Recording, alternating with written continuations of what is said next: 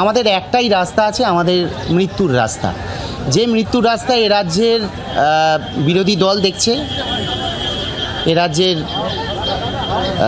যারা সিপিএমে আছে, ওই বিকাশ রঞ্জন ভট্টাচার্য অ্যান্ড কোম্পানি, ফিরদৌস শামীম, হ্যাঁ, যারা এই পুরো প্যানেলটা বাতিল চেয়েছিল, তারা কিন্তু খুব ভালোভাবেই জানে সবাই অযোগ্য নয়, আবার সবাই যোগ্যও নয়।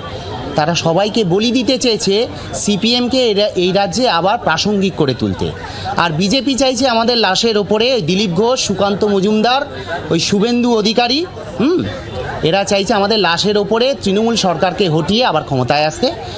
বিচারপতি সঞ্জীব খান্না, আপনাকে বলছি বিচারপতি সঞ্জীব খান্না, আপনিও দুর্নীতিগ্রস্ত। দিল্লি হাইকোর্টের একজন সিনিয়র বিচারপতি ভার্মার বাড়ি থেকে আগুন লাগার ফলে বান্ডিল পাওয়া গেছে, তার মানে উনি অযোগ্য? তার মানে দেশে যতজন বিচারপতি সবাই অযোগ্য? এ কোথাকার ন্যায় বিচার? আর বিকাশ রঞ্জন ভট্টাচার্য, আপনাকে বলছি, খুশি তো? আমার বাচ্চাটাকে শেষ করে দিয়ে, আমার পরিবার শেষ করে দিয়ে খুশি তো? শুভেন্দু অধিকারী, এবার রাজনীতি হবে তো ভালো মতন? মাননীয় দিলীপ ঘোষ, সুকান্ত মজুমদার, হবে তো রাজনীতি 26 সালে? কদিন পরেই ভোটে দামামা বাঁচতে চলেছে।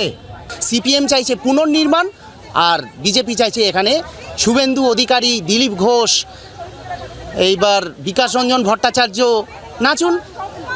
হলো তো? আমার ছোট বাচ্চাটার সর্বনাশ করে আপনারা খুশি তো? খুব আনন্দ। রাজনীতি শুধু না, আমাদের জীবনের কোনো মূল্য নেই। আমরা তো এখন মানসিকভাবে খুবই বিধ্বস্ত। আর মানে কি বলবো, আমাদের ভবিষ্যৎটা একদমই অন্ধকারে। এরপরে কি হবে না হবে আমরা এখনো ভেবে উঠতেই পারছি না। সব থেকে বড় জিনিস যেটা, আমরা এই রায়টাতে মানে কি আশাহত, সব থেকে বড় জিনিস যেটা, সেটা হচ্ছে আমরা আশাহত।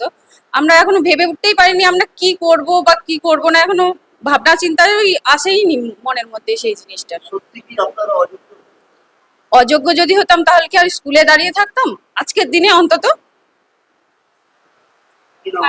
পারমিতা মাহাতো।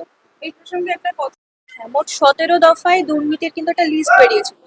সেই যে দুর্নীতির লিস্ট, সেখানে কিন্তু এই যে আমাদের যে 21 জনকে দেখতে পাচ্ছেন, সেখানে কারোর নাম নেই। সুতরাং আমরা যোগ্য না অযোগ্য সেটা যেরকম আমরা জানি, সেরকম সুপ্রিম কোর্টের লিস্টও কিন্তু জানে আমরা যোগ্য না অযোগ্য। সুতরাং যোগ্য হয়েও যদি অযোগ্যদের মতনই সেম ট্রিটমেন্ট আমাদেরকে পেতে হয়, সেটা নিশ্চয়ই মেনে নেওয়ার মতন নয়। আর বুঝতেই পারছেন আজকে আমাদের প্রত্যেকেরই মানসিক অবস্থা কিরকম। সুতরাং এটা মেনে নেওয়া তো কোনো মতেই সম্ভব নয়। কিছুটা হলেও আমাদের মনে হয়তো আশা ছিল যে এই ধরনের কোনো রায় আসতে পারে না, কিন্তু হ্যাঁ, যে রায়টা এসছে, সত্যি যেমন বললো যে আমরা সত্যি আশাহত, এটা একদমই আমাদের পক্ষে মেনে নেওয়া সম্ভব না। আগামী দিনে কি করবেন ভাবছেন? এখন কিছু মাথায় আসছে না। বুঝতেই পারছেন এরকম সিচুয়েশন যদি আপনার সাথেও হতো, তাহলে আপনার যা মানসিক অবস্থা হতো, মাথায় আকাশ ভেঙে পড়ার মতন। আমাদের ক্ষেত্রেও সেইটাই। আমাদের সামনে এখন কি আসতে চলেছে, কি হবে না আছে, আমরা সত্যি দিশেহারা। আমরা কেউই জানি না নেক্সট আমাদের কি স্টেপ হতে পারে। কি নাম আপনার? পৃথা চক্রবর্তী।